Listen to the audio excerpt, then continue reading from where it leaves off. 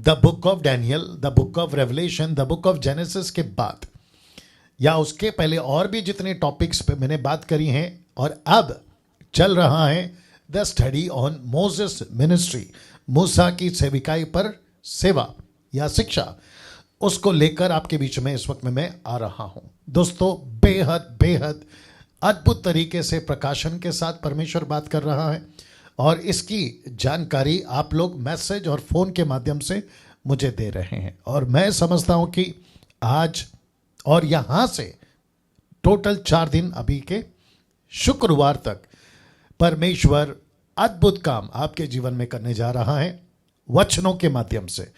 तो उस सब के लिए आप लोग तैयार हो जाएं। कुछ चीज़ें जल्दी से कर लेते हैं दोस्तों। आप सभी तक आवाज़ ठीक से पहुंच रही होगी, ऐसी आशा करता हूं। जी, आवाज़ ठीक से पहुंच रही है, और साथ ही साथ विजुअल आपके सामने बिल्कुल क्लियर है, ऐसी उम्मीद रखता हूं। जी, वेट कर रहा हूं, जल्दी से जुड़ जाएं। आप जैसे जैसे जुड़ते हो, ताकि हम जो हैं जो शुरुआत की बातें होती हैं आप लोग उसको भी सुन सकें। जी, जैसे ही 200 हो जाएंगे, जो शुरुआत की बातें होती हैं वो रखना शुरू करूंगा। जी, आप जी, बहुत सारे लोग प्रेज द लॉर्ड बोल रहे हैं, और उसमें से डेबू मंडल हैं और बहुत सारे लोग हैं। आप सभी को प्रेज द लॉर्ड। जी, मैं यहाँ पे देखता हूँ आप लोगों को। जी, इस तरीके से, ठीक है ना। जी, जैसे ही 200 हो जाते हैं, जो शुरुआत की बातें, ऑल इज परफेक्ट। रूनू शॉ कहते हैं कि all is perfect. Thank you sir, thank you sir, जो भी आप हैं। जी, 200 हो चुके हैं, और मैं इस वक्त में आपको सबसे पहले ये जो 4 चित्र हैं ये दिखा देता हूँ। फेसबुक, जहाँ से आप मुझे देखते हैं, मेरी मिनिस्ट्री ग्रेस मिनिस्ट्री फेलोशिप, और साथ ही साथ वर्ल्ड सेल्वेशन मिनिस्ट्री जो ग्रेस मिनिस्ट्री के बैनर के तले काम कर रहा है, और यूट्यूब, और फिर उसके बाद में मसीह मंथन, जो कि बहुत ज़्यादा अद्भुत तरीके से जो ग्रुप है वो काम कर रहा है। तो ऐसे करके दोस्तों, अजीजों, परमेश्वर के लोगों, दास दासियों, बेटा बेटियों, कम से कम प्रतिदिन 25,000 इंडिविजुअल, व्यक्तिगत तौर पे एक व्यक्ति को यदि मैं गिनता हूं तो 25,000 प्रतिदिन आप लोग मुझे देखते हैं। और अगर एक व्यक्ति के अलावा उसकी पत्नी, माता पिता, बहन या भाई, बच्चे, दोस्त, चर्च का पास्टर या पास्टर का असिस्टेंट या सेवक, अगर एक को भी जोड़ दूं तो 50,000 लोग प्रतिदिन मुझे देखते हैं, या उससे भी ज्यादा। मैं इस सभी के लिए परमेश्वर का बहुत बहुत धन्यवाद करता हूं। जी दोस्तों, ये सब मैं आपके बीच में क्यों कह रहा हूं? मैं इसलिए कह रहा हूं क्योंकि मैं चाहता हूं कि आप सभी को पता हो, ये 4 तरीके से आप मुझसे जुड़ते हैं, और इस बात का एहसास मुझको है ना। फेसबुक पे मैं समझता हूं, अगर मैं गलत नहीं हूं, कम से कम 15,000 लोग जो है हमें फॉलो करते हैं फेसबुक मसीह मंथन का। उसके बाद मैं समझता हूं कि 20-25 हज़ार के आसपास लाइक्स जो किए डैनियल राज के पेज को, आप वहां से मुझे देखते हैं। यूट्यूब के ऊपर 1,30,000, माफ करें 39,000 अभी आपने सब्सक्राइब किया है। मैं उसके लिए परमेश्वर का धन्यवाद देता हूं। और ये सब मैं इसलिए कहता हूं, कुछ लोगों के लिए बोरिंग होता होगा, या ऐसा लगता होगा कि डैनियल भाई आप ये सारी बातें क्यों करते हैं, लेकिन ऐसे भी लोग हैं। क्या करूं सर, सबको लेकर चलना पड़ता है। ऐसे लोग भी हैं जिनको ये एहसास दिलाना चाहता हूं कि सर, आप पर मेरी नज़र है और आपको मैं जानता हूं। दूसरे शब्दों में, आप मेरे नॉलेज में ये बताना चाहता हूं ना। मसीह मंथन का ग्रुप जो कि स्टार्ट होकर कम से कम 1 साल के आसपास अभी होने आ रहा है। मैं चाहता हूं कि जो 1 साल में अभी तक जो लोग जुड़े हैं, कई तरीके से जुड़े हैं, पूरे विश्व से जुड़े हैं, कम से कम भारत के 29 राज्य के बाहर 18 से 20 राष्ट्र, नेशन, माफ करें, नेशंस या राष्ट्र हमसे जुड़ा हुआ है। उसमें पास्टर्स हैं, लीडर्स हैं, ब्रदर्स हैं, सिस्टर्स हैं, सभी हैं। तो हमने क्या किया है, मसीह मंथन का जो ग्रुप अभी तक टेलीग्राम पे चलता था, पहले चलता था व्हाट्सएप पे, फिर टेलीग्राम पे हमने उसको शिफ्ट किया। बट आप सभी के लिए एक अच्छी खबर है कि अब हम दोनों जगह पर मसीह मंथन को ऐड करते हुए ग्रुप को चलाएंगे, या लोगों को ऐड करते हुए। जी जी वापस आता हूं कि अब दो तरीके से हम लोगों को एमएमबी ग्रुप में ऐड करेंगे। तो जिसके पास में व्हाट्सएप है आप जुड़ सकते हैं इन नंबरों पे कॉल करते हुए। ये दो नंबर हैं, इसकी स्क्रीनशॉट जी ले लीजिए, कुछ सेकंड रख रहा हूं, फिर इसकी स्क्रीनशॉट जी रख रहा हूं, पॉज करके ले लीजिए। साथ ही साथ वापस आते हैं, जो व्हाट्सएप से जुड़ना चाहते हैं वो व्हाट्सएप पे जुड़ सकते हैं, जो टेलीग्राम ऐप पे जुड़ना चाहते हैं वो टेलीग्राम ऐप पे जुड़ सकते हैं। ये दोनों सुविधा क्यों?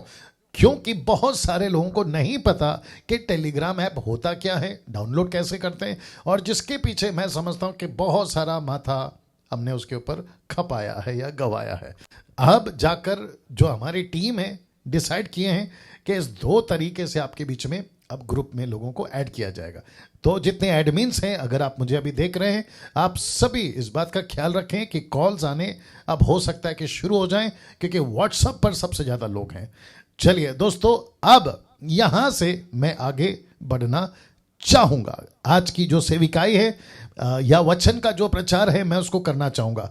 तो काफी लोग जुड़ रहे हैं, जय मसीह की कह रहे हैं, प्रेज द लॉर्ड कह रहे हैं। आप सभी को है ना, एक एक व्यक्ति का नाम नहीं लूंगा, बट आप सभी मेरी लिस्ट में आप ऐसे दिखते हैं, ये देख लीजिए, आप ऐसे दिखते हैं, आप सभी को मैं यहाँ पे देख पाता हूँ। कितने लोग जुड़ते हैं, कितने लोग नहीं जुड़ते हैं, ऐसे करते हुए तो आप सभी के बीच में, और जो YouTube से अभी जुड़े हैं, आपको भी कहना चाहता हूं कि सर बहुत जल्दी, जैसे मैं हमेशा कह रहा हूं, बहुत जल्दी मसीह मंथन YouTube के ऊपर लाइव हम आएंगे। मेरे जितने वीडियोस हैं वो डैनियल राज के पेज पे अपलोड होते थे, माफ करें यूट्यूब के ऊपर, आप मुझे अभी तक वहां से देखते थे, लेकिन मसीह मंथन यूट्यूब भी अभी स्टार्ट होने जा रहा है, तो उसको मैं बहुत जल्दी आपको बताऊंगा, ताकि वहां से लाइव मुझे और जितने भी डॉक्ट्रिन प्रीचर्स हैं फ्राइडे को, वो सिस्टर जो सैटरडे को प्रचार करती हैं वो, और सैटरडे को ऑनलाइन प्रीच करते वो, ऐसे बहुत सारे सेवक आपको मसीह मंथन के ऊपर विथ साउंड डॉक्ट्रिन, सही शिक्षा, खरी शिक्षा के साथ आपको जो है दिखाई देते चले जाएंगे। ना दोस्तों, वापस आता हूं आज की स्टडी के ऊपर। आप देख सकते हैं लिखा है, अभी मैं समझता हूं कि 450 के आसपास लोग जुड़ चुके हैं। रिक्वेस्ट करता हूं कि वॉच पार्टी करिए, शेयर करिए, दूसरों को इनवाइट करिए, प्रमोट करिए ऐसी शिक्षाओं को, ताकि लोग उन तक सही शिक्षा पहुंच सके। जी ओके, ना वापस आते हैं। मूसा की सेविकाएं को 4 पुस्तकों से देखना होगा, तो इसका मतलब है वो कौन कौन सी 4 पुस्तकें? जी मैंने टीचिंग स्टार्ट कर दी है। एक है निर्गमन की पुस्तक जिसमें 40 अध्याय हैं, दूसरा है लेवी व्यवस्था, उसमें 27 अध्याय हैं, गिनती की पुस्तक उसमें 36 अध्याय हैं, व्यवस्था विवरण उसमें 34 अध्याय हैं, और ऐसे करते करते 137 चैप्टर्स या अध्याय के आधार पर, या उसको ध्यान में रखते हुए, उसको जांच करते हुए आपके बीच में इसकी स्टडी हम लाएंगे। वाह आपको कैसा लग रहा है? आप अपनी प्रतिक्रिया हमें कमेंट्स बॉक्स में बताते रहें। अच्छा, वो टिक टिक शायद वापस बंद हो गया ना अभी, लेकिन ये ऊपर तो जा रहा है। आपका जो थंब या हार्ट आप जो भेजते हैं वो नहीं चल रहा है, शायद आज कुछ है, लेकिन कमेंट्स दिख रहे हैं, वो अच्छी बात है। चलिए, आपको जैसा ठीक लगे आप लोग करें, है ना। वापस आता हूं फेसबुक यूट्यूब वालों, पिछले 4 एपिसोड जो कि स्टार्ट हम कर चुके हैं, यूट्यूब के ऊपर उसकी वीडियो है, अपलोड हो चुकी है, साथ ही साथ फेसबुक के ऊपर भी अपलोड हो जाता है जब लाइव हम आते हैं। आप सभी ने, अगर आज आप पहली बार जुड़े, आपने 4 एपिसोड्स अगर नहीं देखे, रिक्वेस्ट करता हूं उसको देख लीजिएगा, ताकि आपको पता हो कि इंट्रोडक्शन मूसा के ऊपर क्या गजब का रहा है। एक एक एपिसोड बहुत अद्भुत, बहुत ज्यादा मसालेदार, यह परमेश्वर का आत्मिक मन्ना, आत्मिक खाना आपको देते आया हूं। तो मैं वापस उसको रिपीट नहीं कर सकता, नहीं तो आज का टाइम चला जाएगा। अभी वैसे ही 11 मिनट तो जा चुके हैं। तो मैं आप सभी से कहना चाहता हूं कि इस 4 पुस्तक के आधार पर, उत्पत्ति की पुस्तक में मूसा का सेविकाई नहीं है, लेकिन उत्पत्ति की पुस्तक को लिखने वाला यही मूसा है। ये बात मैं आगे भी क्लियर करूंगा। 500 लोग जुड़ चुके हैं, आप सभी का बहुत बहुत स्वागत है। आखिर तक बने रहें ताकि परमेश्वर का कार्य हम जो है आपके सेविकाई में देखने पाए, आपके जीवन में देखने पाए। तो वापस आता हूं, मूसा की सेविकाई को 4 पुस्तकों से देखना होगा। निर्गमन 40 अध्याय, लेवी व्यवस्था 27 अध्याय, गिनती 36 अध्याय, व्यवस्था विवरण 34 अध्याय, टोटल होते हैं 137, 137 अगर मैं सही हूं जी। आप इसका बाद में कैलकुलेट कर लीजिएगा। ओके, अब प्रश्न उठता है, क्या पास्टर डैनियल आप वर्ड्स बाय वर्ड्स एक एक वचन को कवर करोगे? जी नहीं। तो लिखा है कि हम चारों पुस्तक के एक एक वचन को नहीं देखने वाले जी। जैसे उत्पत्ति की किताब की एक एक वचन को कवर किया था ना, वैसे नहीं होगा, बल्कि इनमें से जो सीखने लायक बातें हैं उसी को देखेंगे जी, आपके स्क्रीन के ऊपर नाउ। तो सबसे पहली कौन सी पुस्तक है? ऑफ कोर्स निर्गमन। तो निर्गमन की पुस्तक पहला अध्याय और दूसरा अध्याय को मैं कवर नहीं करूंगा, लेकिन कुछ कुछ हिस्से ऑलरेडी ले चुका हूं 4 एपिसोड में। आज का 5वां एपिसोड है तो उसमें से भी कुछ लूंगा, लेकिन शुरुआत करेंगे सीधे तीसरे अध्याय से जी। आपने बिल्कुल ठीक सुना, तीसरे अध्याय से हम इसकी जो है शुरुआत करेंगे। ओके, एक सेकंड दीजिए जी। इसकी सीधी शुरुआत हम तीसरे अध्याय से आपके बीच में करना चाहेंगे। तो तीसरा अध्याय या तीसरी आयत जो मूसा के ऊपर है, मैं चाहता हूं कि आप इस बात को समझें, देखें, या अभी ठीक है, ओके, देखें। मूसा की सेविकाई का जिक्र तीसरे अध्याय से शुरू होता है। मैं वापस कहता हूं, आपकी नोट्स, पेन, बाइबल, आपका जो भी आप करते देखते हैं, जहां से भी सबको तैयार कर लीजिए। आसपास में बच्चे हैं, कंट्रोल कर लीजिए। आपका जो घर का वातावरण है, बहुत सारे फोटो, छोटी छोटी वीडियोस ने आपने मुझे बनाकर भेजी है, और मैं उसको देखकर बहुत परमेश्वर का धन्यवाद देता हूं कि कितनी तड़प, जिज्ञासा, भूख और प्यास के साथ आप मुझे इन अध्ययनों को देखते हैं। मैं उसके लिए परमेश्वर का धन्यवाद देता हूं। बट मैं चाहता हूं कि आपसे अपेक्षा है कि सिर्फ सुने नहीं, सिर्फ ताली नहीं बजाए, या सिर्फ खुश नहीं हो जाए, या फिर ये नहीं कहें कि वाह क्या गजब है, नो, बल्कि आप उसको अपनी लाइफ में, मिनिस्ट्री में उसको अप्लाई करें, लागू करें, जिसके चलते परमेश्वर का काम बढ़ सके। इसी मकसद के साथ में ये व्यक्ति आपके पास में आता है अलग अलग सब्जेक्ट्स को लेकर। तो ये अपेक्षा मैं आपसे करता हूं। साथ ही साथ मुझे लगता है मैं कल बोलूंगा इस बात को और भी जोर से, लेकिन अभी थोड़ा हल्के में बोल देता हूं कि मुझे ऐसी भीड़, फेसबुक और यूट्यूब, जब हम यूट्यूब पे लाइव आएंगे, मैं समझता हूं काफी भीड़ वहां पे भी होगी। मुझे ऐसी भीड़ नहीं चाहिए कि जो देखती है, तारीफ करती है, वाह वाह करती है और कहती है कि यार डैनियल भाई कितना अच्छा बोलते हैं, कितना अच्छा नॉलेज है। नहीं, मुझे ऐसे लोग चाहिए जो सुनकर, सीखकर आपके जीवन में लागू करें। ऐसी भीड़ अगर 2-3 भी होगी ना, फेसबुक पे अभी तो 500 के ऊपर है, अगर ऐसी भीड़ 2-3 भी होगी ना, मैं वो ज्यादा खुश होऊंगा देखकर, बजाय 570 या 80 को देखकर। क्योंकि मैं वापस कहता हूं आपको, क्या कहते हैं, निराश नहीं कर रहा हूं, लेकिन ऐसी भीड़, यीशु ने भी यही कहा जब उसने भीड़ को देखा, लूका 14:25 में, उसने पीछे घुमा और कहा कि तुम जो मेरे पीछे चल रहे हो, प्रतिदिन अपना क्रूस उठाना होगा, संसार को त्यागना होगा, खुद को त्यागना होगा, माता पिता भाई बहन, कॉन्टेक्स्ट में बात अलग है, आपको तो पता ही होगा या फिर मैं कभी बता दूंगा। ये बातें करी, और जब यीशु बैठ जाते थे टीचिंग देने के लिए, तो 90% देखा गया कि भीड़ पहाड़ के नीचे होती थी, मात्र कुछ चेले या फिर कुछ भीड़ यीशु के साथ ऊपर होती थी। यही चीज मैं फिर कहना चाहता हूं, वो चाहे फेसबुक हो, यूट्यूब हो, मैं चाहता हूं कि बड़ी तादाद में आप लोग जुड़ें, लेकिन ऐसी संख्या, अगर ये 570 पूरी तरह से समर्पित होकर परमेश्वर की सेविकाई को करने लगे, मुझे बड़ी खुशी होगी जी दोस्तों। तो वापस आते हैं निर्गमन के 3 अध्याय से शुरू होता है मूसा की सेविका का जिक्र। तो फिर पूछूंगा क्या आप तैयार हैं? अगर आप तैयार हैं तो मैं यहां से आगे बढ़ना चाहूंगा। या take up your cross and follow me. Wonderful Nirjala. Okay, वापस आते हैं आपके बीच में। मूसा की सेविकाएं यहां से शुरू होती है, लेकिन ये मूसा, प्रश्न है लेकिन ये मूसा आया कहां से? Question mark. तो आपको बताता चलूं कि मूसा 12 गोत्र से आया। आप यहां पे देख सकते हैं कि 12 गोत्र में से एक, वो कौन सा एक है आपके बीच में रखने जा रहा हूं। तो वचन 1, कौन सा? अध्याय 1। मैंने आपसे कहा था कि मिनिस्ट्री शुरू हुई है 3 अध्याय में, लेकिन वचन अध्याय 1 और अध्याय 2 से मैं कुछ क्या कहते हैं घटनाओं को जिक्र करूंगा, लेकिन उसको हम ऐसे नहीं गिनेंगे कि मूसा की सेविकाई वहां से हुई। आपको इस बात का समझ में आ गया होगा। तो पद 1 यानी कि अध्याय 1 पद 1 में लिखा है, इजराइल के पुत्रों के नाम, यानी याकूब के पुत्रों के नाम, जो अपने अपने घराने को लेकर याकूब के साथ मिस्र में आए थे, ये हैं। कौन कौन है?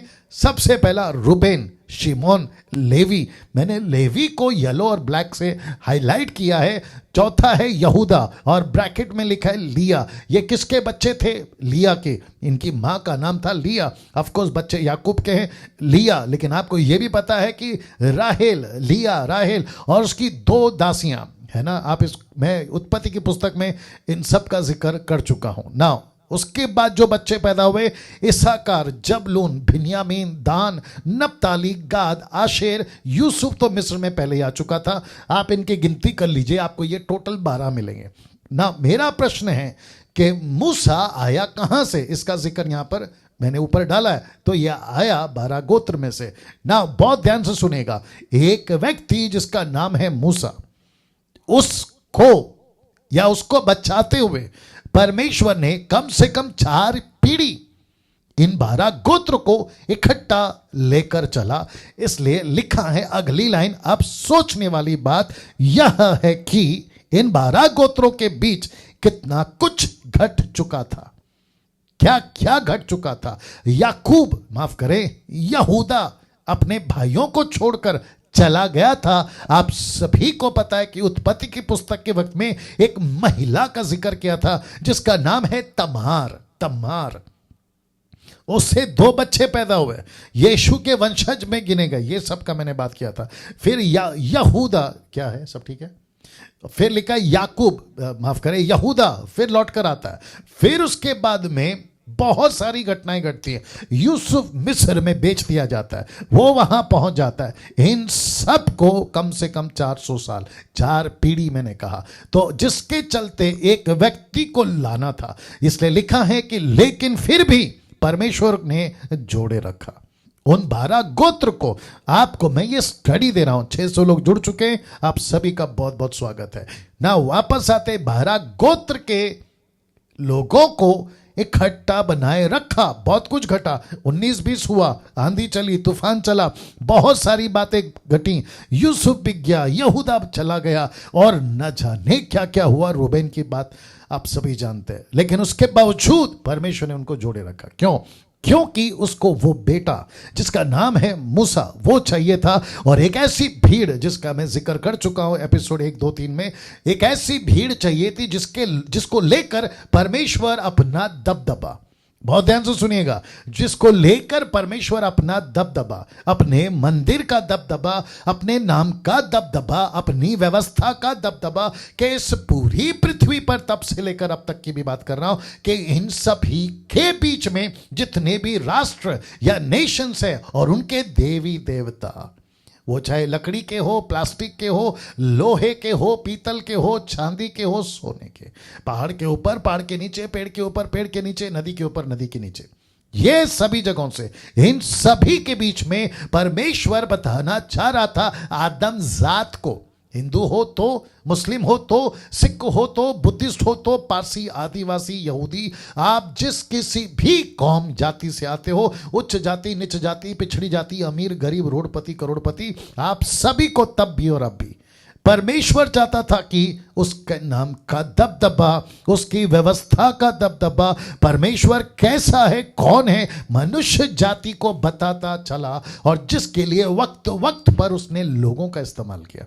क्या अद्भुत बात कर गया, वक्त वक्त पर लोगों का इस्तेमाल कर गया। वो कभी आदम से लेकर अब्राहम तक, फिर अब्राहम से लेकर यूसुफ तक, फिर मूसा से लेकर जॉन द बैप्टिस्ट तक, और फिर यीशु से लेकर पौल तक, और आप और हम, ऐसे करते करते परमेश्वर अपनी छवि लोगों के बीच में रखता चला गया। और जिसके चलते परमेश्वर को अब एक ऐसा राष्ट्र चाहिए था, एक ऐसी भीड़ चाहिए थी, और जिसके चलते वचन 7, उसी पहला अध्याय का वचन 7 कहता है, परंतु इज़राइल की संतान फूलने फलने वापस आता हूं, फूलने फलने लगी। इसका मतलब है ये अत्यंत सामर्थ्य बनते चले गए और इतना अधिक बढ़ गए कि सारा देश इनसे भर गया। दूसरे शब्दों में, इनके बच्चे पैदा होते चले गए।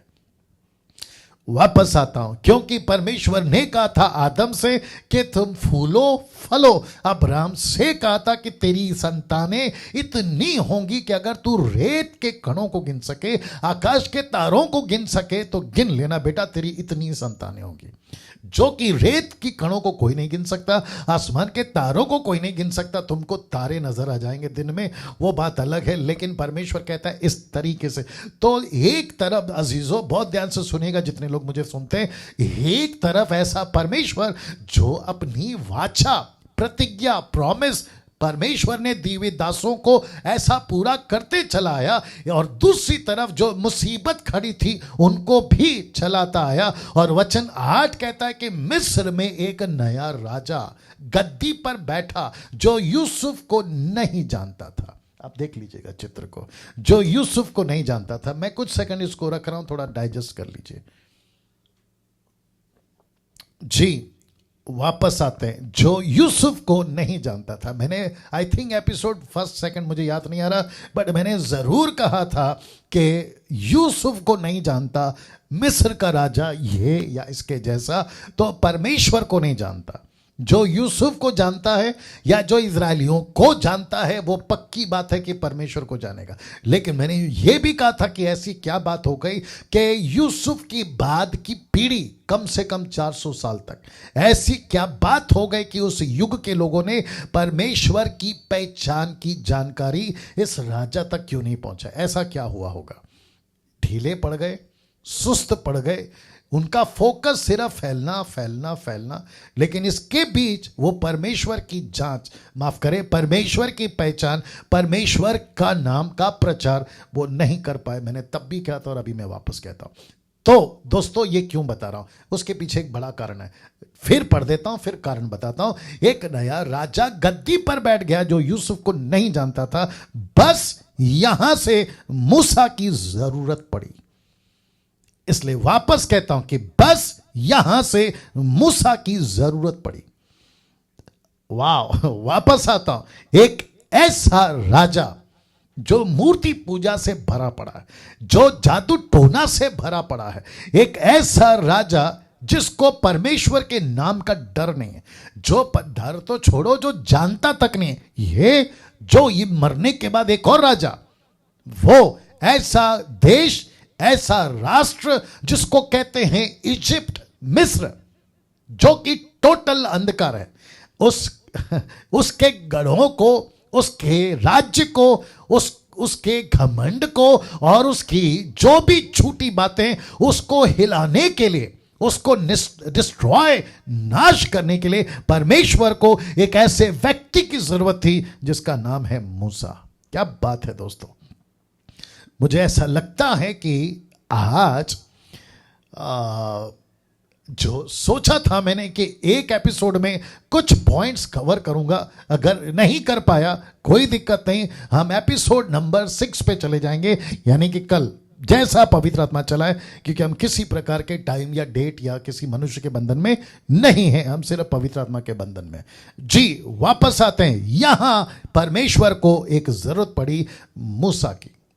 एक ऐसा व्यक्ति, एक ऐसा कैरेक्टर जिसको परमेश्वर ने अपने तरीके से बनाया, मैं आपको बताऊंगा ना। दोस्तों, निर्गमन 2 अध्याय वचन 23 से 25 तक में मैं आपको बताता हूं कि जरूरत पड़ने की सबसे बड़ी वजह यह भी है क्योंकि पहला राजा जिसका फोटो मैंने अभी आपको बताया था वो मर गया। दूसरा राजा जो कि बिल्कुल फिरौन ही कहेंगे उसको भी, वो आया और उसने क्या किया देखिए, बहुत दिनों के बीतने पर मिस्र का राजा मर गया। कौन सा? पहले वाला, वचन 8 वाला। ये दूसरे अध्याय का 23 वाला 25 तक में अलग है। और फिर लिखा है कि इजरायली कठिन सेवा के कारण लंबी लंबी सांसें लेकर आहें भरने लगे और पुकार उठे और उनकी दुहाई, बहुत ध्यान से सुनिएगा, उनकी दुहाई जो कठिन सेवा के कारण हुई वह परमेश्वर तक पहुंची। क्या बात है! परमेश्वर ऐसी प्रार्थनाओं को सुनता है। जितने लोग अभी देख रहे हैं, आप सभी को बताना चाहता हूं, आपके दिमाग में एक बात को फिक्स कर लीजिए या गांठ बांध लीजिए। अगर आप उसके ट्रैक पे हो, उसकी मिनिस्ट्री पे हो, उसकी सेवा पे हो और उसकी वाचा में हो और उसकी योजना में हो, आपकी प्रार्थना बेकार नहीं जाएगी। थोड़ा देर होगा लेकिन वो सुनता है। क्या बात है! वो सुनता है। लिखा है कि वह परमेश्वर तक पहुंची और परमेश्वर ने उनका करहाना सुनकर, उनका दुख, उनकी आंसू, उनका प्रार्थना सुनकर अपनी वाचा को जो उसने इब्राहिम, इसहाक, याकूब के साथ बांधी थी स्मरण किया और परमेश्वर ने इजरायलियों पर दृष्टि करके उन पर चित्त लगाया। दूसरे शब्दों में एक व्यक्ति का चुनाव किया। क्या बात है! एक व्यक्ति का चुनाव किया। वो व्यक्ति कौन है आपके बीच में रखने जा रहा हूं। वो व्यक्ति चित्त लगाया मतलब प्लान किया, स्ट्रैटेजी बनाई, रणनीति बनाई और परमेश्वर के दिमाग, परमेश्वर की कल्पना, परमेश्वर की स्ट्रैटेजी को, वापस कहता हूं ध्यान से सुनना, रद्दी भर भी इंसान नहीं समझ सकता। वो इतना हाई और वो इतना ऊंचा और वो इतना अद्भुत है, लेकिन जब तक परमेश्वर प्रकट नहीं करेगा इंसान नहीं समझ सकता। इसलिए तो बहुत सारे मुस्लिम्स, बहुत सारे सनातन धर्म वाले हिंदू ये मानने को तैयार नहीं है कि यीशु मसीह खुदा कैसे बन सकता है, यीशु मसीह एकमात्र ईश्वर ऑलमाइटी गॉड कैसे बन सकता है। यही तो लिखा है 1 तिमोथी 3:16 में कि भक्ति का भेद गंभीर है। Mystery, highly mystery is that God became a man. यह हाईली मिस्ट्री है, इसको नहीं समझ सकते इंसान। ये पाओ किलो का भेजा ना कभी साइंटिस्ट को समझ में आएगा जिसके पास में ये भेजा है, ना मुस्लिम्स, ना सनातन धर्म वाले और ना किसी प्रकार का कोई ऐसा आदमी जो परमेश्वर को समझ गया हूं ऐसा दावा करते नहीं समझ पाएंगे जब तक वो प्रकट नहीं करेगा। तो बहुत ध्यान से सुनना आप पहला फोटो देख लीजिएगा, ये चित्र देख लीजिएगा क्योंकि ये आज का जो एपिसोड है ये फोटो चलता रहेगा साथ में, ठीक है ना। ना मूसा को परमेश्वर की बुलाहट जलती झाड़ी में से, मैं ये चाहता था आपको बताने के लिए। वापस आते हैं कि मूसा को परमेश्वर की बुलाहट जलती झाड़ी में से, ये जो शब्द है ना में से, मतलब परमेश्वर ने, वापस आना पड़ेगा ना वापस आता हूं या ओके, बहुत ध्यान से सुनिएगा। फर्स्ट टाइम मूसा के 80 साल की उम्र में पहली बार परमेश्वर यहोवा, सृष्टिकर्ता एलोहिम, जिसने सब कुछ को बनाया, मूसा को पहली बार ऐसी 2 आवाज या 2 बार मूसा मूसा, मोसेस मोसेस ऐसा पुकारने जा रहा है इसके लाइफ में 80 साल की उम्र में फर्स्ट टाइम।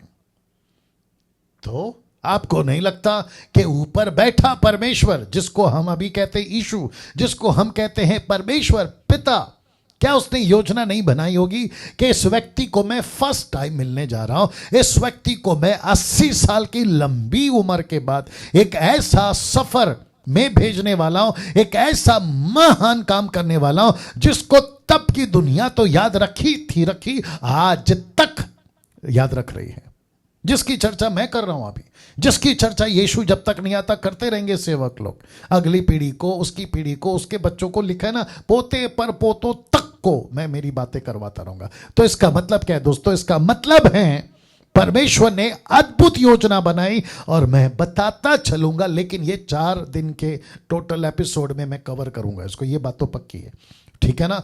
तो मूसा को किस तरीके से मैं खुद को पेश करूंगा, ये स्ट्रैटेजी बनाई। नंबर 1, मूसा जब मुझे फर्स्ट टाइम सुनेगा, मूसा जो कि 40 साल इजिप्ट में और 40 साल चरवा का कार्य में, जिसको मैं बता चुका हूं, ये मुझे पहली बार जब सुनेगा तो उसके दिमाग में, किसके दिमाग में? मूसा के दिमाग में मेरे प्रति छवि, मेरे प्रति उसके परमेश्वर के प्रति मूसा के दिल में बातें कैसी आनी चाहिए, कैसा डर और कैसा भक्ति और कैसा परमेश्वर के प्रति उसको प्यार और किस नजरिए से आनी चाहिए, ये बात परमेश्वर बखूबी जानता था। इसलिए पहला इनकाउंटर या पहली मुलाकात में ये सब कुछ परमेश्वर बता रहा है, जिसको मैं ये 4 एपिसोड में कवर करूंगा। लेकिन आज आप इसको सुनिएगा, मजा आएगा, आज आप इसको सुनिएगा। तो मूसा को परमेश्वर की बुलाहट जलती झाड़ी में से, ऊपर से डायरेक्ट आवाज आ सकती थी। वाह कुछ सेकंड दीजिए दोस्तों। ऊपर से, जी, ऊपर से डायरेक्ट आवाज आ सकती थी, जैसे पौलुस को मिनिस्ट्री देने के लिए यीशु डायरेक्ट आया घोड़े पे जब जा रहा था दमिश्क की तरफ, तो यीशु ने इब्रानी भाषा में उससे बातें करी। ऐसे बात कर लेते आप, या फिर जैसे आपने अब्राहम से बात करी, ऊपर से मात्र उसको शब्द सुना, आप ये कर लेते। याकूब को परमेश्वर ने, जिसको कहते हैं रसल विथ गॉड, ऐसा कुछ कर लेते। या कई तरीके, योना की तरह आप उससे बात कर लेते, नबियों के साथ दर्शन में, स्वप्न में, दानियल के साथ आपने बात करी, वैसे कर लेते। लेकिन मूसा को जलती झाड़ी, जिसको मैं 4 एपिसोड तक इसको लेकर चलूंगा और पूरी तरह से ईमानदारी के साथ में जस्टिफाई करते हुए ये बातों को बताऊंगा अजीजों। लेकिन मैं रिक्वेस्ट करता हूं कि 4 एपिसोड को ये वाला वीक ट्यूसडे टू फ्राइडे, मंगलवार से शुक्रवार तक बिल्कुल मेरे साथ में बने रहना। तो वापस आता हूं, मैं इसको थोड़ा सा खींचूंगा, एलिब्रेट करूंगा इसको, मैं खींचूंगा या इसके ऊपर इलैबोरेट, इसको एम्फसाइज करूंगा, ताकि आप बात को समझ सके कि मूसा को जलती झाड़ी में ही क्यों, क्या कनेक्शन है जलती झाड़ी का, क्या कनेक्शन है आग को दिखाना। ऐसा रेगिस्तान, ऐसा बंजर जमीन, एक ऐसी जगह जहां ये 40 साल से घूमा है, आग लगना जंगल में, वो भी कड़क धूप में, स्वाभाविक है। लेकिन ये चकरा तब गया कि आग तो जल रही है, झाड़ी तो जल रही है, लेकिन पत्ते नहीं जल रहे, अभी भी हरा है, फूल नहीं जल रहे, अभी भी सफेद, नीला, पीला जो भी कलर होगा, इसकी एक भी शाखा नहीं जल रही, क्या कहते, धुआं नहीं उठ रहा, या किसी प्रकार का कोई ऐसा बदबू नहीं आ रही जलने की। ये नजदीक जाता है, मैं जिसको जिक्र करते जाऊंगा। तो सबसे पहला, मूसा को परमेश्वर की बुलाहट जलती झाड़ी में से, क्या बात है जलती झाड़ी में से। मुझे ऐसा क्यों लग रहा है, मुझे इसको थोड़ा सा और खींचना होगा। जितने भी फेसबुक या जितने भी यूट्यूब वाले, आप सभी जो मुझे सुनते हैं, फॉलो करते हैं, और आप चाहते हैं, आप नोट्स बनाते हैं, मैं चाहता हूं कि आप कम से कम इस बात को दिमाग में रखें, क्योंकि मूसा एक ऐसा व्यक्ति था जो कम से कम 40 साल इसी परमेश्वर को 6 लाख लोगों को पेश करने वाला था, कि जिसको मैंने सिनाई पर्वत पर, होरे पर्वत, सिनाई पर्वत, एक ही जगह की बात हो रही है, वो बात अलग है कि नाम अलग है, मैं उसको कंटिन्यू करूंगा फिर कभी। वापस कहता हूं, इसको पेश करना था, तो पेश करने से पहले इसके दिमाग में परमेश्वर की छवि, 27 साल पहले जब मुझे यीशु मिला, 10-20 साल पहले जब आपको यीशु मिला, वो जो छवि होती है ना, वो जो इमेज होता है ना दिमाग में, वो जो इंकाउंटर होता है ना परमेश्वर का, वो जो बातें होती है ना, जब आप पहली बार सुने थे, वो एक ऐसा घर कर जाता है, एक ऐसी छाप छोड़ जाता है, आपके इस दुनिया में मरने तक आपको याद रहता है। यस और नो? वैसे ही परमेश्वर चाहता था कि मुझे, मूसा को, मेरी पहली इनकाउंटर, मेरी पहली बात, मेरा पहला बातचीत मूसा को इस तरीके से हिला दे जिसका जिक्र वो कई बार कर चुका है कि मैं परमेश्वर के पास जब जाता हूं तो मैं कांप जाता हूं। ऐसी वाली बात है, ऐसी वाली बात है। मैंने कब कहा था मुझे याद नहीं आ रहा, क्योंकि आजकल मैं बहुत सारे टॉपिक पे बात कर रहा हूं दोस्तों अजीजों जी, बहुत सारी टॉपिक पे बात कर रहा हूं, मुझे याद नहीं आ रहा। एक ऐसा वक्त था जहां यीशु की परख या यीशु को पेश अच्छी तरीके से बिब्लिकली वे पे किया जाता था, लेकिन जैसे जैसे कुछ 2 डेकेड से यानी 20 साल से बहुत कुछ मिलावट हो गया, बहुत कुछ मिलावट हो गया।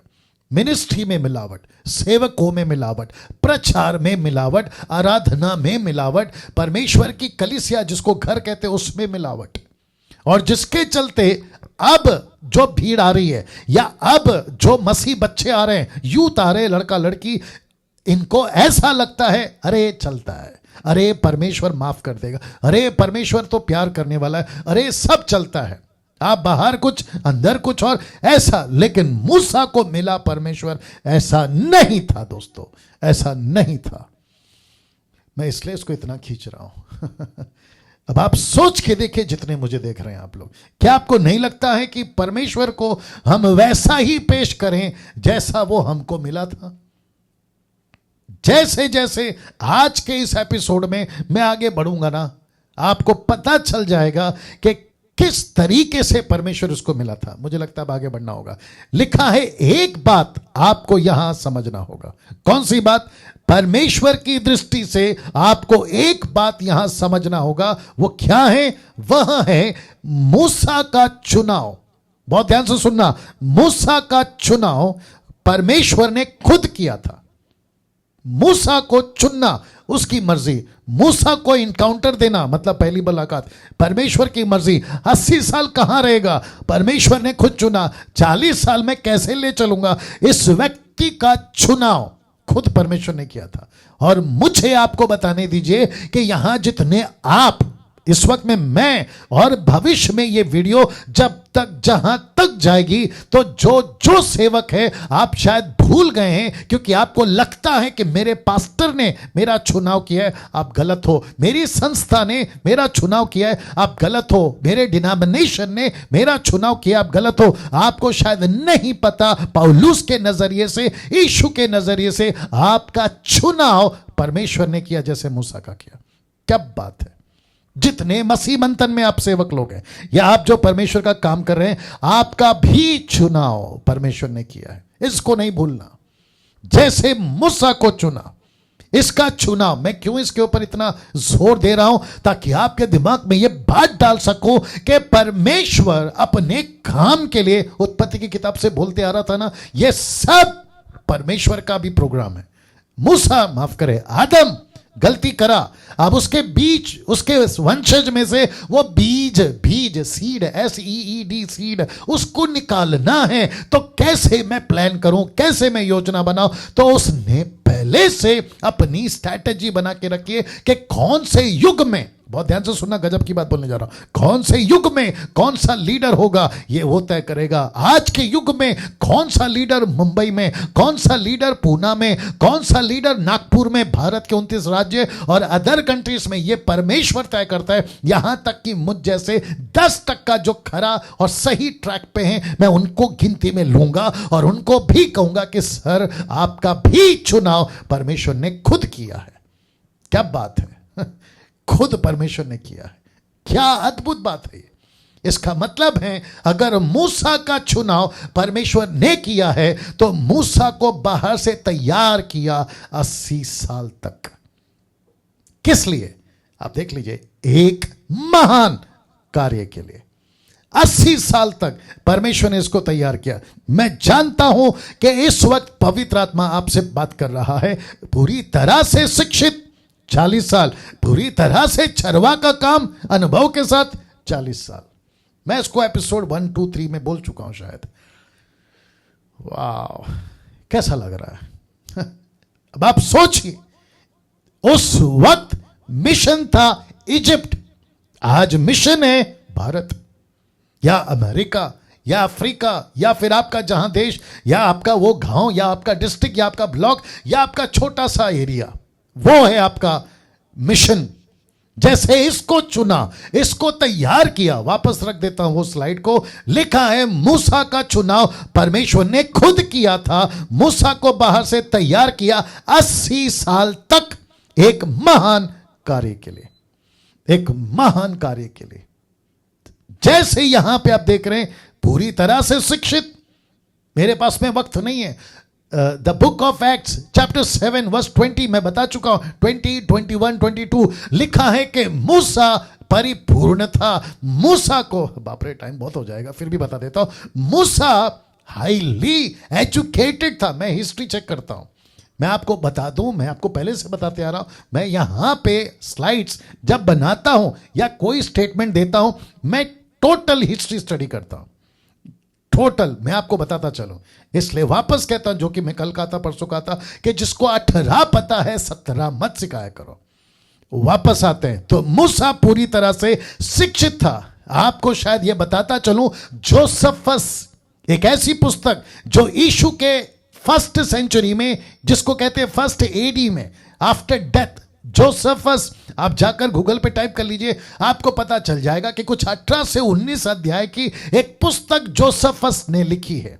और जब वो लिख रहा था तो उसने ये भी लिखा कि मोसेस यानी मूसा एक ऐसा हाईली एजुकेटेड व्यक्ति था। एक काम करो, निकालो प्रेरितों की किताब 7 का 21 पढ़ना, ये मुझे देना निकाल के जल्दी से।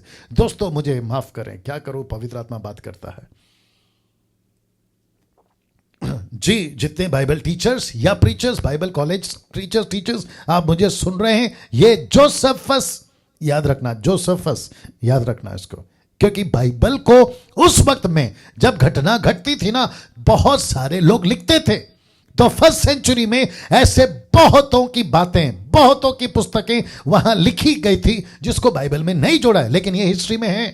ये हिस्ट्री में, जैसे ज्योतिष, 3 ज्योतिष, इनको कहां से पता चला? यहूदियों का राजा, तो ये अपनी किताबें लिखते थे, ये अपनी सर्च करते थे, और जैसे चलते चलते कितने ऋषि मुनि और कितने पंडित और कितने गुरु उस वक्त में, 1ली सदी, 2री सदी, 16वीं सदी, और आपका ऋग्वेद जो कि हिंदुओं की क्या कहते हैं पुस्तक हैं, उसमें भी ईसा मसीह का जिक्र है। मैं उसमें नहीं जाता हूं, क्योंकि दूसरों ने कहा क्या करूं, अपना ही समझ में नहीं आ रहा तो दूसरों को कहां से समझ में आएगा। मैं सिर्फ उसको मतलब के लिए यूज करता हूं। लिखा है, कहां गया हूं, हाँ, वचन 22 चैप्टर 7 वर्स 22 लिखा है कि मूसा को मिस्रियों की सारी विधा पढ़ाई गई। इसका मतलब है कि मिस्रियों की सारी विधा पढ़ाई गई, मतलब वो हाईली एजुकेटेड था। न जाने कितनी लैंग्वेज उसको आती थी, न जाने कितने सारे बिल्डिंग्स का उसने स्ट्रक्चर बनाया था और उसने काम किया था। लिखा है कि विधा पढ़ाई गई, वचन और कर्म दोनों में सामर्थ्य था। इसका मतलब क्या है? वचन और कर्म।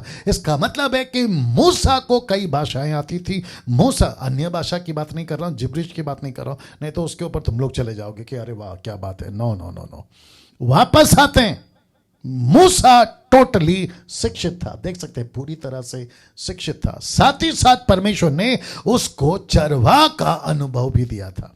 अगर वो एक तरफ बहुत ज्यादा हाईली एजुकेटेड था, तो दूसरी तरफ वो टोटल नम्र या टोटल एक ऐसा लेवल पे आ गया था जहां पे हम देख सकते हैं कि मूसा को नम्र कहा गया, पृथ्वी का सबसे नम्र व्यक्ति। इसकी बहन आई थी मरियम, मैं उसका जिक्र करूंगा आगे जाके। ऐसे उसने, परमेश्वर ने मूसा की बहन मरियम को कहा कि ये है नम्रदास। तो ये सब कुछ करता हुआ, इसलिए मैंने क्या कहा था, वापस डालना पड़ेगा पीछे। मूसा का चुनाव परमेश्वर ने खुद किया था। मूसा को बाहर से तैयार किया 80 साल तक, 80 ईयर्स, 80 साल तक एक महान कार्य के लिए। तो ये तरीका है। अब आपके दिमाग में यह बात रखिएगा कि आप जब भी बाइबल पढ़ते हैं, आप जब भी यीशु का काम करोगे, जब भी आप प्रचार करोगे, आपके दिमाग में टोटल पिक्चर आ जाएगा। इसका थोड़ा कैप ऊपर करना, कि किस तरीके से परमेश्वर ने मूसा को तैयार किया था। तो ये हो गया ना। अब यहां से एक नई शुरुआत, मैं रिपीट करता हूं कि यहां से एक नई शुरुआत मूसा करेगा, टोटल परमेश्वर पर निर्भर होकर। इसका मतलब क्या है? जी, इसका मतलब है, बहुत ध्यान से सुनिएगा, कि मूसा को परमेश्वर ने जब जलती झाड़ी में दर्शन दिया था ना, तो वहां से उसका शुरुआत हो गया था उस 80 साल का, माफ करें, उस 40 साल का पहला दिन का शुरुआत, जहां परमेश्वर ने कहा कि बेटा अब मैं रख रहा हूं, पहला बता देता हूं, क्योंकि अब ना मूसा के पास में फिरौन का घर रहा, ना ससुर का घर रहा, मूसा यहां पूरा जीरो, टोटल जीरो।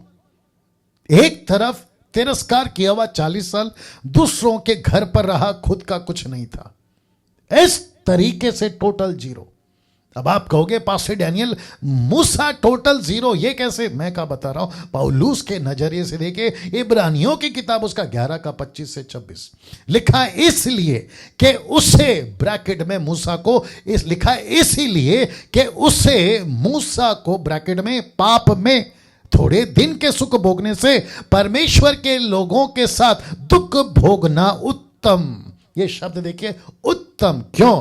मसीह के कारण निंदित होने को मिस्र के भंडार से बड़ा धन, मिस्र के भंडार से बड़ा धन समझा। बहुत ध्यान से सुनिएगा, क्योंकि उसकी आंखें फल पाने की ओर लगी थी, उसकी आंखें फल पाने की ओर लगी थी। बहुत ध्यान से सुना दोस्तों, इसका मतलब है कम से कम, अगर मैं गलत भी हो सकता हूं, मेरा एनालिसिस है, मेरी क्या कहते हैं ना इसको, अपनी प्रेडिक्शन है, कम से कम 50,000 टन सोना, गोल्ड को लात मार कर ये आदमी बाहर निकला है। वाह अब आप सोचिए, लिखा है ना बड़ा धन, मिस्र के भंडार का बड़ा धन। ये कौन था? मूसा। मूसा वो व्यक्ति था जो पहले मिस्र के राजा ने, जिसकी बेटी ने मूसा को गोद लिया था और उसको अपना बेटा बोलकर पाला था। तो मिस्र की जितनी प्रॉपर्टी किसकी? मूसा की। मिस्र का जितना पैसा किसका? मूसा का। मिस्र का अगला राजा भी मूसा। अब आप सोचिए, ऐसा मूसा, पौलुस कहता है, उसको त्याग कर, लात मार कर, ठुकरा कर परमेश्वर के लोगों के साथ में दुख उठाऊंगा, यह बात को समझा। और जिसके चलते मैंने आपको अभी कहा, मूसा यहां टोटल जीरो।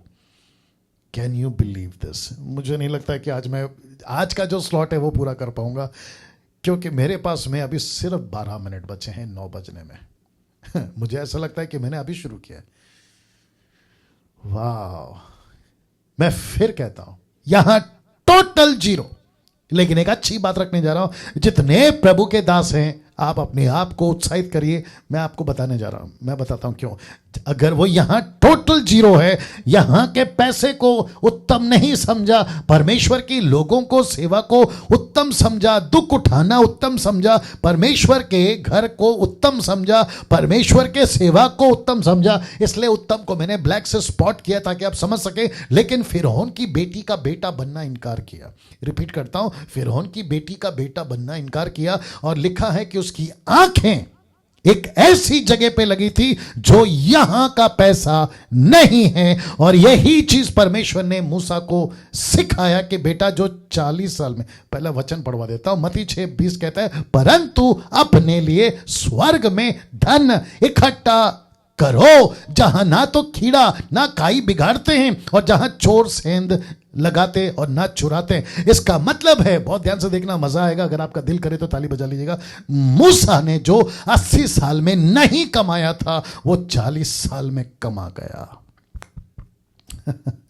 वापस कहता हूं कि मूसा जो 80 साल में नहीं कमाया था, वो 40 साल में कमा गया। कुछ लोग कमेंट कर रहे हैं कि आप टेंशन मत लीजिए टाइम का, आप आगे बढ़िए। Thank you sir. Trilok Singh, okay, thank you Trilok साहब। वापस आते हैं, मूसा ने जो 80 साल में नहीं कमाया, वो 40 साल में कमा गया। एक अगवे की सच्ची कमाई स्वर्ग में यही है, स्वर्ग में ही है, माफ करें, एक सच्चे अगवे की कमाई स्वर्ग में ही है। मैं आपको मैं क्या करूं, मैं आपको बताऊं, आपके पास में यहां गाड़ी नहीं है ना, रत्ती भर भी चिंता नहीं करना। आपके पास में यहां पे गाड़ी बंगला नहीं है ना, रत्ती भर भी चिंता नहीं करना। आपको पता है क्यों? बहुत ध्यान से सुनना। जितने भी सेवक या जितने भी मिनिस्टर या जितने भी बड़े बड़े प्रभु के दास जो बाइबल में सेवा किए, आप उनकी हिस्ट्री निकाल के देखिए, आप उनका जीवन उठाकर देख लीजिएगा। एक त्याग का जीवन जिया है, एक सैक्रिफाइस का जीवन जिया है, एक बलिदान का जीवन जिया है। वो कोई भी क्यों ना हो, अगर उनके पास प्रॉपर्टी थी तो उनको मस्ती भी कितनी आई ये भी देख लेना। वो चाहे राजा सुलेमान हो, क्योंकि कुछ लोग कहते हैं राजा सुलेमान के पास में भयंकर पैसा था, लेकिन राजा सुलेमान का अंत देखा है आपने? मूर्ति पूजक में अंत किया उसने। राजा दाऊद, जब उसके पास में पत्थर का तकिया हटके, जब उसके पास में महल का नरमदार तकिया आ गया, तो छत पर जो मस्ती करी उसको भी नहीं भूलना। वो जोसेफ था जिसके पास पैसा तो था, लेकिन उसने कभी उस पैसे को खुद के लिए इस्तेमाल नहीं किया। उसने परमेश्वर के इज़राइल के गोत्रों को पालने में इस्तेमाल किया। पौलुस की तो बात ही अलग है। पौलुस कहता है कि हमको पृथ्वी पर धन इकट्ठा करना ही नहीं है। और यीशु ने क्या कहा? फिर से रखना होगा। यीशु ने कहा, परंतु अपने लिए स्वर्ग में धन इकट्ठा करो, जहां ना तो कीड़ा ना खाई बिगाड़ते, जहां चोर ना सेंध लगाते ना चुराते हैं। मैं फिर कहता हूं, आप कहां हो? बंगले में हो? Praise God. मैं बंगले वालों के सेवकों के खिलाफ नहीं हूं, जिनके पास में अच्छा खासा पैसा है, मैं उसके खिलाफ नहीं हूं। लेकिन ये क्यों कहते हो कि मैं तो गरीब हूं, मैं तो, मेरे पास तो साइकिल है, मेरे पास तो झोपड़ा है, मेरे पास में तो टूटा क्यों? आपको परमेश्वर कह रहा है कि बेटा यहां नहीं, स्वर्ग में धन इकट्ठा कर। क्या बात है दोस्तों, क्या बात है। मैं फिर कहता हूं, कैसे कहूं, जब हम न्यूज़ में देखते हैं ना कि इसकी इतनी प्रॉपर्टी है, या इसके पास में इतना गाड़ी है, या इसके पास में इतना बंगला है, जब हम किसी एक्टर की बात करते हैं, या जब न्यूज़ में आता है, पेपर पे आता है, या फिर व्हाट्सएप पे आ जाता है कि अरे यार इसके पास में इतना है, मैं आपको बताऊं जब आप स्वर्ग पहुंचोगे ना, जीसस क्राइस्ट, इनसे बड़ा दलिंदर उस वक्त में कोई नहीं होगा। और उनके ठीक सामने तुम होगे। आप जो बोलना चाहो आप है मेरे साथ में। एक देखो, यीशु ने क्या कहा? इस पृथ्वी पर जो पैसे पे मन लगाता है उसका स्वामी पैसा बन जाता है। पौलुस कहता है जो पैसे के पीछे भागता है वो अपने विश्वास से भटक जाता है। सबसे बड़ी बुराई का जड़। और मुझे दुख है इस बात का कहने पे, अब गुस्सा भी है एक तरफ कि बहुत सारे सेवक लोगों ने यहां बहुत इकट्ठा किया है पृथ्वी पे, लेकिन स्वर्ग में नहीं पता कि उनका bank balance total zero, total zero. वाह मैं आगे नहीं बढ़ पा रहा हूं। वापस कहता हूं, आपको यहां पैसा इकट्ठा करने की जरूरत नहीं है। फिर से दिखा देता हूं कि जो 80 साल में नहीं कमाया वो 40 साल में कमा गया। एक सच्चे अगुवे की कमाई स्वर्ग में ही है। कैसा लग रहा है दोस्तों? आपका बैंक बैलेंस जीरो है, पास साहब मेरे घर का रेंट नहीं है, मैं एक सेवक हूं, कोई बात नहीं, आपका पैसा यहां जमा हो रहा है, ये देखो यहां जमा हो रहा है। मैं सेवा तो करता हूं लेकिन मेरे पास पैसा नहीं है, मेरे पास में कुछ भी नहीं है। लेकिन मेरे ठीक बगल का चर्च का पास्टर, उसके पास में BMW है, उसके पास में 2 BHK, अरे क्या क्या है, अरे वो तो मर्चडीज में घूमता है, वो तो BMW में घूमता है, अरे बाप रे, उसको तो मैंने अमेरिका में अपने फैमिली के साथ में पिकनिक बनाते देखा है। मैं तो यहाँ के पड़ोस के गार्डन तक नहीं जा सकता। मैं फिर से कहता हूँ, उसका पैसा कहाँ इकट्ठा हो रहा है वो तो पता चल ही जाएगा, लेकिन बेटा तेरा पैसा यहां इकट्ठा हो रहा है, यहां इकट्ठा हो रहा है। और यही चीज मूसा को परमेश्वर ने बताया, बेटा तूने जो फिरौन के